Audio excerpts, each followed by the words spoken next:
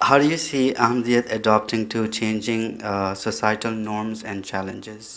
ہم نے تو دنیا کو ریفارم کرنا ہے، اور ہم نے بچوں کو یہی بتانا ہے کہ یہ اللہ تعالیٰ کی تعلیم ہے، اور اسی لیے ہم آئے ہیں، اس لیے ہم اس میں بہت آئے ہیں. تو ہم نے دنیا کو ریفارم کرنا ہے، نہ کہ دنیا کے پیچھے چلنا ہے. ٹھیک ہے، بہت مشکل کام ہے، بہت بڑے چیلنج ہیں، چھوٹی موٹی بات نہیں. میں نے تو آرام سے کہہ دی نا، لیکن اس کو عمل کرنا اس میں بہت مشکل کام ہے آپ لوگوں کے لیے، اس سوسائٹی میں رہتے ہوئے، اس انوائرمنٹ میں رہتے ہوئے. پھر ہر طرف سے ایسے ایسے باتیں نکل رہی ہیں جو آپ کو اٹریکٹ کر رہی ہوتی ہیں غلط رنگ میں. ان سے بچنا اور اپنے بچوں کو بچانا ایک چیلنج ہے.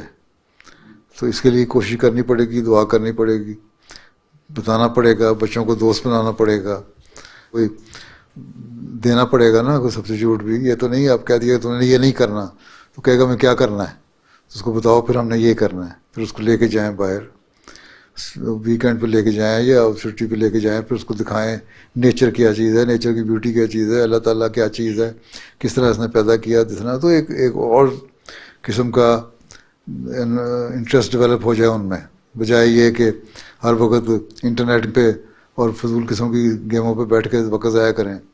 پھر کھیلنا ہے تو آپ باہر فٹ بال کھیلیں، کرکٹ کھیلیں، کچھ باسکٹ بال کھیلیں، کوئی کریں آؤٹ ڈور گیم کھیلیں، بجائے اس کے کہ اندر بیٹھ کے کھیل کے تو اپنی نظریں خراب کریں ٹی وی پہ بیٹھ کے. آپ لوگ بچوں کو بچانے کے لیے نا اپنے پروگرام، اچھا ہم مصروف ہیں، جو بچے لو آئی پیڈ لے لو، فون لے لو، تم دیکھتے رہو ہیں. اور وہ بچے کو آپ 6-5 سال کی عمر میں دے دیتے ہیں تو اس کو ایسے ہی ایڈکٹ ہو جاتا ہے، اس کو عادت پڑ جاتی ہے. قربانی کرنی پڑے گی ماں باپ کو، ماں باپ کی ذمہ داریاں ہیں، ان کو چاہیے کہ قربانی کریں اور بچائیں ان چیزوں سے، اس سے ایڈکشن سے بچوں کو.